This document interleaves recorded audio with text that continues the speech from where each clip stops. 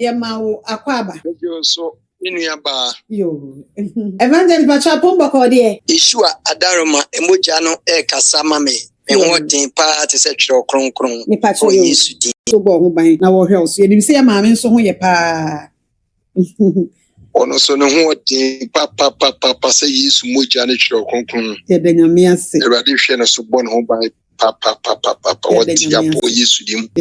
Amen. Yo. Me pacho eja enwrei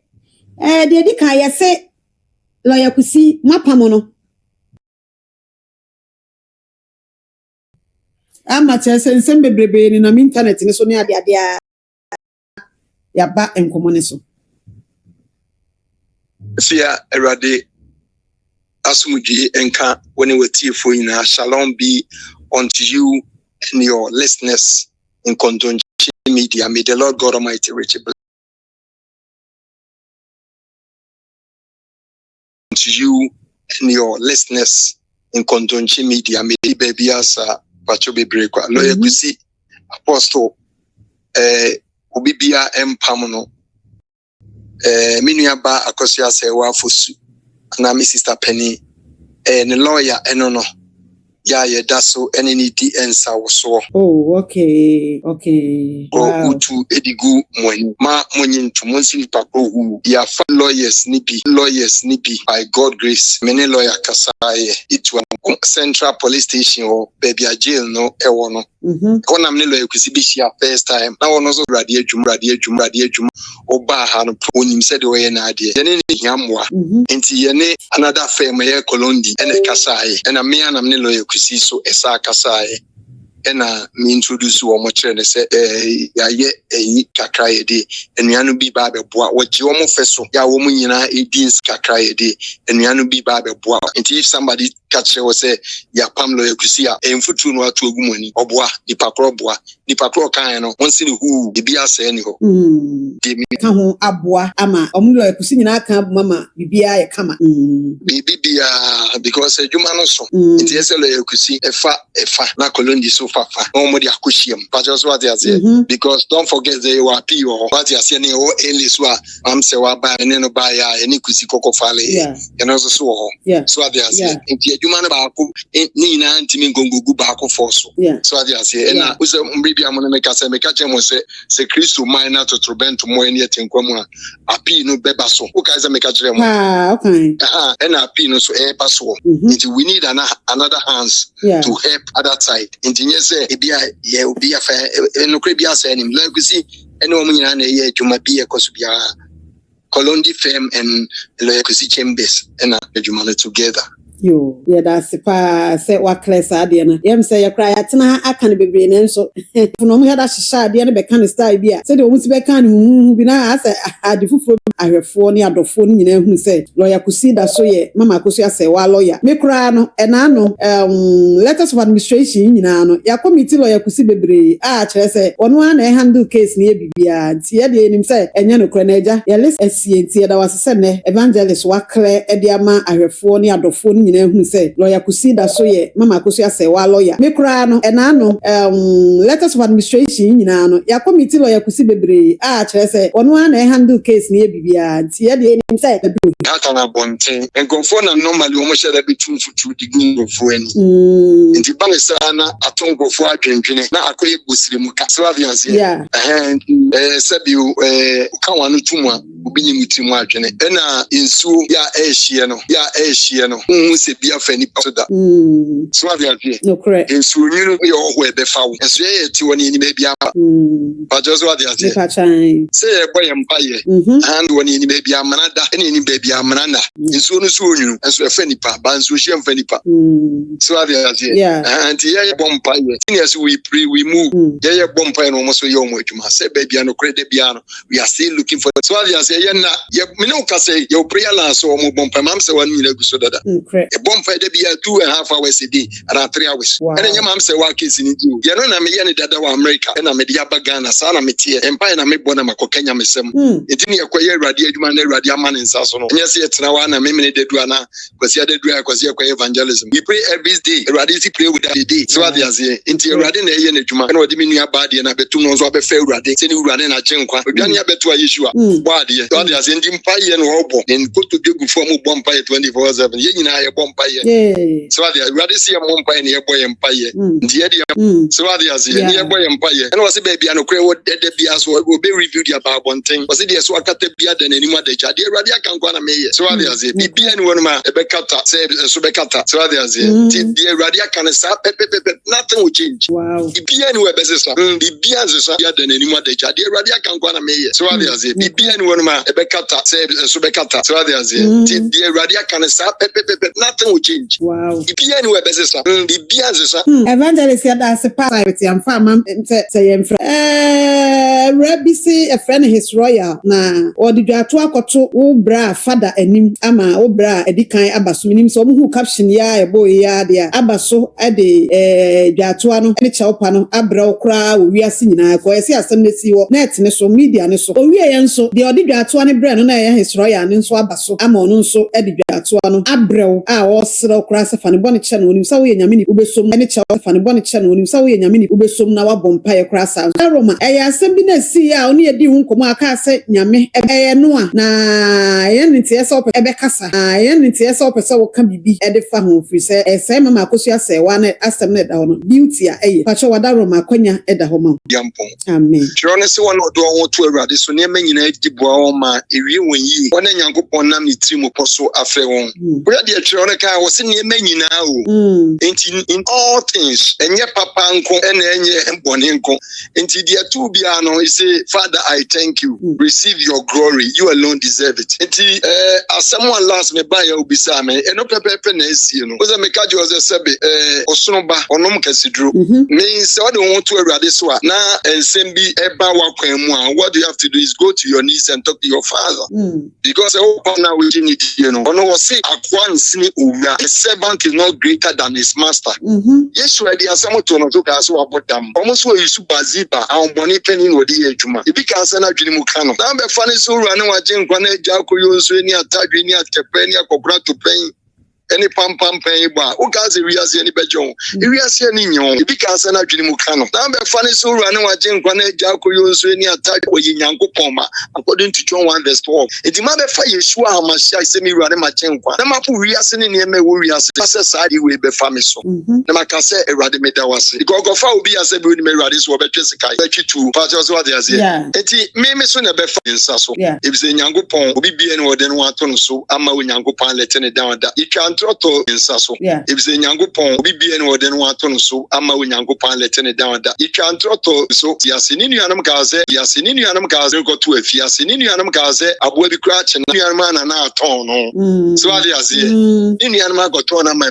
Ishmaelites so what am ye de ko Misrim but o ko do Misrim de ne ko siye along last no ko ye second in command ye nya me som na Awurade e di attest ye on tempt ye na wodi ahwe ye faith ye be ko so anya odo amanipa be ko so ni nipa entemo ye kama ye be ko so abompa ye be ko so de boni ache se tro ne so de boni cha na ho fa hwe nche ye via it's better you can na so waso ni dwa to ani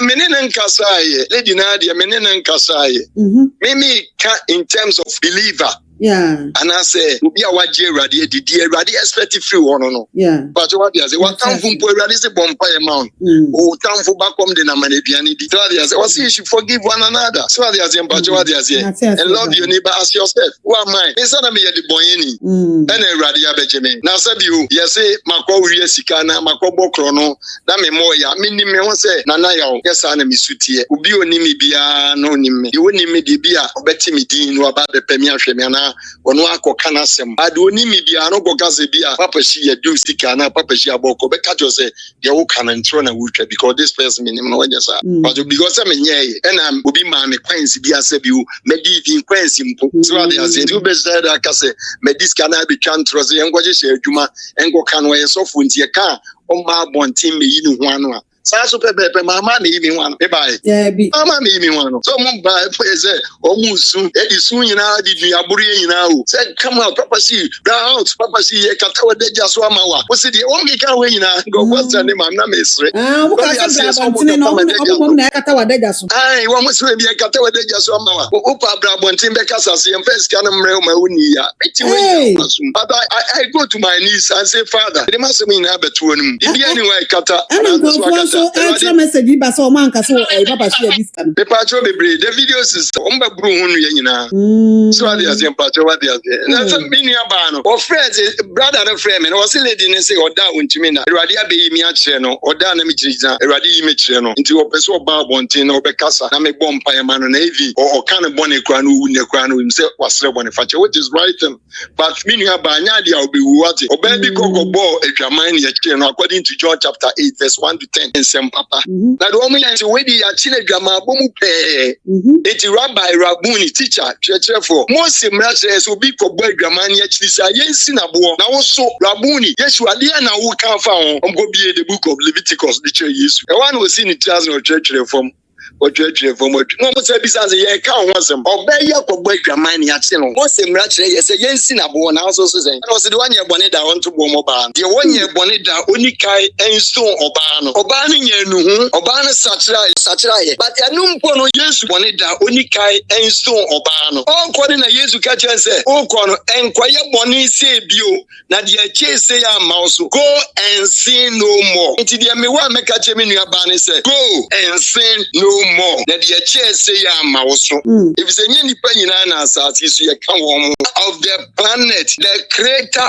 of the universe you control abodi nyina no ye Nebukadnezar ka say Daniel nyame ne ye beso no because Yehovah rule affairs of men so you will be born in one kashia no de amanyankopon Yehovah ntimi nua ba ne de mene na nkasai Yehovah rule affairs of men so you will be born in one kashia menyi de wa ye no may the Lord God Almighty forgive you and go and sin no more. Be blessed. God really bless you. Oh, evangelist, you are really a man of God. Oh, good on yamio. I'm young, say yamine de was on we are usum ye pa. Ha. If you are not my meninam, if you are my bar meninam, a getus. Yes, you go miss na me bomb pa ye kenyam some extra homo. May go marketplaces. And may say be the bon ye foam. The meaning banner will say Nani mabompa ya mama kaje mini about Jesus of Nazareth love you. Yeshua love you.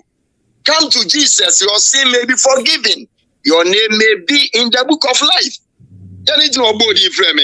Wama Martin Foba. The mega genesis on Shana Quay. Na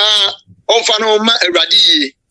Na ma unquire bonibia in Tiaubia. Nani you, any you, nani deadby, any deadby. But almost your friend is any didn't say. His royal. His royal. Me patchan. His royal mini BBT awati. Ma eradi. Na ma be help you. Wati eradi enkan wati. Mini BBT anu ani se misro. The American Jones obey you. Obey she. It's according to the book of Revelation, you know. Eradi si botro bojedi obefe no afa nanum. Wati. It is a heaven na opa akongwandia. Any you are welcome to the ministry of Yeshua Amashiach. What it? You know, grandma Yankupon, what it? Don't feed the anti BBB and papa be support. Don't ever support evil. A man trying to touch him as you try to cry, kind of cry, said the Jesus Christ Becca, what it? No. The Lord God Almighty bless you, what it? The Radish right? Yeah, that was the pa evangelist. Said ya na obi odi abrewi wachuna. Ehun sem nye bebrebe no na unsuso wabeje atum prekope no wada Roma omu sika bi omu de ma wo bia ye de omu de ma wo safa ye adwuma bi bibi mama Akosua Serwaa enye wa wo botom sika a bia wudi so botom asada bei ekoye ade ma wa wo ho na emum bibia de ode ye bibi mama Akosua Serwaa wo gina ha mani pa nyina ehunu se wa mfa bibia anya hwe a ma wo ho ntise nei wo ma hunu se de omu de ma wono na ode toto ne mama Akosua Serwaa na emum sawde wudi bi de ebi anka wano anase bibi etisa na amani pa nyina ate ase anase bibi etisa na mani penny ate asie if you are saying yango point the tell me if you me pacho omo ma mi sike bia kwanzi bia gwen won ma sabi omo di ama mi amena na yo Akosua papa she evangelist me di ato nsu anu me na no gwa bia ni musa pa me gaza men show dey na ma Mr. wa nurse obaga na was a Thursday na insuo etoye any snow no so obvious here insuo no snow no toye no enti wa ntumi ama enti Thursday no na ye papa ba ko frame me say almost me sika bi na mam say wa ba me di ama no ana me kokoji sika no on Thursday me share di pa no airport mbo no di sika na ma me na on so ba Friday no I just say ono ya members ni bia ana bibi nto so go members oh there members this can one oh anya gas in the car no me ma me Akosua Serwaa ni ebzamini ajiga na nipa ni bi eno omo Mr. Brabak me what ma eno omo gas o enko this car o nipa smith so no so evangelist dey sika man na obekipu amai ndi me friend no so ni yiri ejina airport na me ko na me chi ana me to ade atinye na oba no police for omo ba ono go fa police so ma me jina airport wa na bibia okoko booking e bia wa bless omo but just what they are saying and the police for omo ba o Accra airport as na America and you bless omo you sika omo de ma me na no was the $5,000 no omo de ma me na me de emu 500 no and omo ka say kakra omo be charge no e de aba be ye adwuma na maye no yada omo ase no and omo akra ka che me phone so say omo se sika no a say net ye omo ka say me nko jiska no and omo ka anya gas ya and omo kire me omo na tam se kire me so say na dollar tie and ma me $500 and if you me free so and me the man a police for no and that omo ase omo be ye adwuma so omo be na just $500 them omo tie me and the car chi a gas sika no 4,006 and na placard na so omo de ba airport no me call can I say Newtown and I me call for carpenter I was rushing me 3 hours na me call for carpenter and I me call for go from go to Riane proud omo twa ni na ye ni na kama enti me $100 spend fee so the year say na me bottom musika if ya me bottom musika and I me the year placard no source $100 spend after the ma police for ni fee so and I me the musika o and I me the year the course ni na and na 4,004 na aka no chigage na ho ma me say wow yo Mr. Kempon fie na get ba beji sika na say me fa 4,004 na aka na mo na omo ma me say we sika okumase no omo fa ngwa on ye ba kumase a omo di amayen and I say wa se ni nana fama wo mo ne kokumase a omo di amani ko and for na beji sa 4,400 ni free wo se fama wo and ye nua be ya but ye nua be ya okasa ye Israel Osman lady be a friend no omo friend ye friend lady obeji sika no wo yensa akua prempe Israel ni be shia ne da ye friend akua prempe and o friend lady ye friend no Kwenema e de ne to la no so and na lady je se omo e ma ye di sika minister se was Akosua and if am omo so fu ne kokuma se omo so omo de bebre and ye giga de kai sika no de mo no anu no enti minim sika bia ho asemu bi o and am say lady ne de 1,000 Ghana e ma de ko next day omba and ye mo 1,000 omo de fa ka ko e enti if you wi adwuma ni na na me bedu nka na me fe mass police for no da omo ase and me bisa pani ni say me so member police for mo ba airport wo so be ye adwuma ni na say na ba gie and also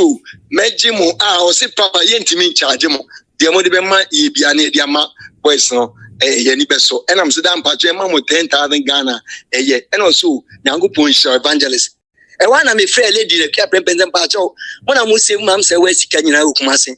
and I'm watching when you continue so police penny say on Kolano mko ye adwuma okumase airport ni na no 10,000 be so mo na madana senti fama odi send ma me na send ma papa no and me say me try screenshot na me da again na me da say why yes na me ye ya be dun kran eno ano no enti minim sika sem bia bio enti wo mo ni me kra kansa I was so confused na say sika ben na mo di ama me o ma me sika ben sika na nra mo me ma police for na and I say was as come with this no onye san no tie Akusanya sa yini nya sa na so for tie. Nam say, "Won face get bisika ben. Was yan yes we disika nya ta bra bonte beka. Ye be bodua no mhye da ye o mo anu bebrebe say. E wan na so de wo kai na ya funso nkoma na funso nkoma e ko so mo ntam. Funso nkoma.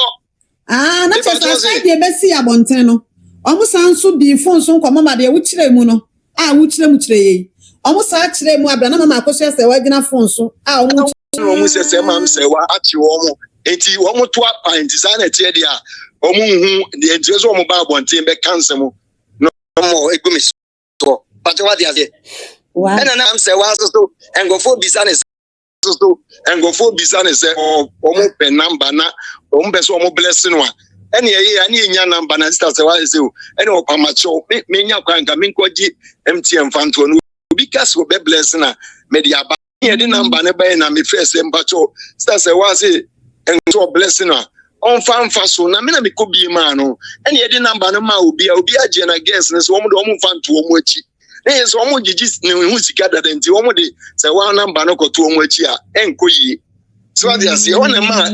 e start running in me na ye gese a omo di bedidi matem obi fremu nsem minimum ohwe Yo says minimum sika kro omo kan wasem yo and am say dem dey ma police bond ya say bio me kapre nim na and one say mo be gist kan ko ye na mo say be kuma say am dey be mai so dia say mo dey say wa dey be ma no enti and ono ase oni omo ye no wo say enye so mo be free mo asem twa ntro me because mama bontia me ho no na oda na urade abi mi a kire no sisi no so nti opeso obeka no kre na no to no asem ni na no wow me pa so omo so wo kasa no kan Queen maybe no mo se nya Queen Emma mum na ya Asante Queen e da me busuanfo ya sorry Asante Queen me to mpacho edim na evangelist na me bisa ba ko ni asem yi no kura nyina ni munti ase ahyase o kasa won kasa sa atuma mo de to so na wo twen se nyame na abekasa nyame kasa de a ene e wo bedi o so ba ye nyina be hu de besi enene ba ko na ba o pacho wada Roma se de be no bia be fiase na se wo bia kura be fro bia kura na eni mu beda wo nyina no pacho wada Roma emu wa musawa na o di amaye pacho kire se mama openyi kase bi frɛ wo sɛ mama Akosua sika ya $5,000 bi akodi openyi bi wo enti kokɔgye sɛ yesa wo ga sɛ mam sɛ we sika 5,000 men ko gina me family my accounts nam so o mo bibia no me sɛ so bete nam sɛ me fa we ya sika na sonti no so oni obekɔ akoyi na o men gongo bi twa ntro sɛ o mo nyi sika bia o mo ni story ni nyama no enti sika na wo gye ye no wo kyerɛ mu a you can say one kasa won some day we use $600 ne car $4,000 $600 per say $600 per and me use $500 o ma me de ma police for mo na check ma me na nya guess you enipa na oboka so mpamacho me nkoji sika no if visitors I work right na no to mu so for na won to mo say gidi a wo de chi na fato ho ene ma me ye na me nye sika type of mo ntimi fesika nya sabi ene na me be hu sika me ntimi fe for free me you be akapre na me say be sika who did me for free me you be akapre na me say be sika who did me first Kenya me say ga me go to wiase no me no be abetim sika be da me I don't be say this for be come as me sika control me mbu sika me some enu the whole day nimpo oyi bi wie na ose maame bi e baaye mama no friends say bacho